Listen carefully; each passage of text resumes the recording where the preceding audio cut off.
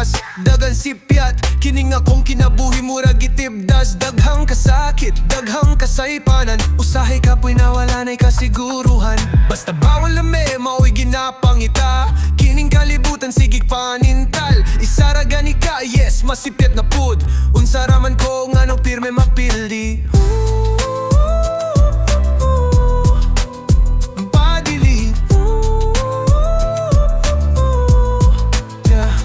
Pero sa kahilom na ako'y nadunggan, hinay nga tingog nga nagingon padayon lang.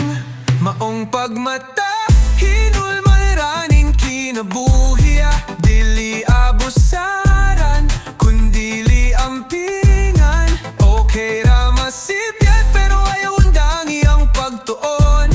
Dili okay makasala pero magmatngon kanunay. Hinulsuli kanunay, ayaw kahadlok mo balik. Kay si Jesus gugma, siya ang kaluwasan. Bisan mapildi bangon gihapon, kay naapay paglaom dili kabiyaan. Higala, ayaw kalimot, bisan ang kalibutan mangon nimo. Wala kay pulos, wala kay pahingnan, ayaw to. Kay baka kranatanan, kay sa pulong sa Ginoo, klaro kaayo. Dili ka niya pasagdan, dili ka niya biyaan. Bisanon sa paimong naagian, aduna kay lugar sa iyang plano. Dili ka sayop nga tawo, nakasalalang, pero gihigugma gihapon. Ang kaugmaon nimo klaro saya, puno sa paglaom, dili sa kadautan. Bagmata, hinulman raning kinabuhi. Dili abusaran, kundili ampingan. Bisan pag mapakyas padayon sa pagbangon. Kay ang Ginoo na maguban kanimo. Balik kanunay, ayaw kahadlok. Ang iyang gugma walay katapusan.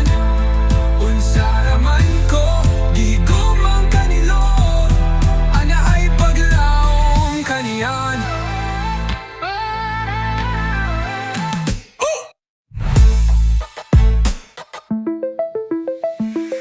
Yeah!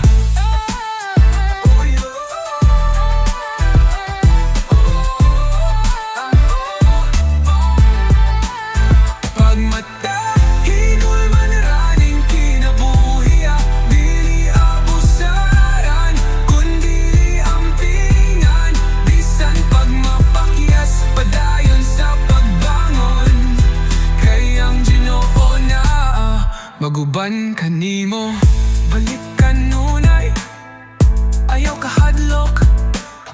Ang iyang gugma walay katapusan. Unsaraman ko, gihigugma ka ni Lord. Ana ay paglaom kaniya.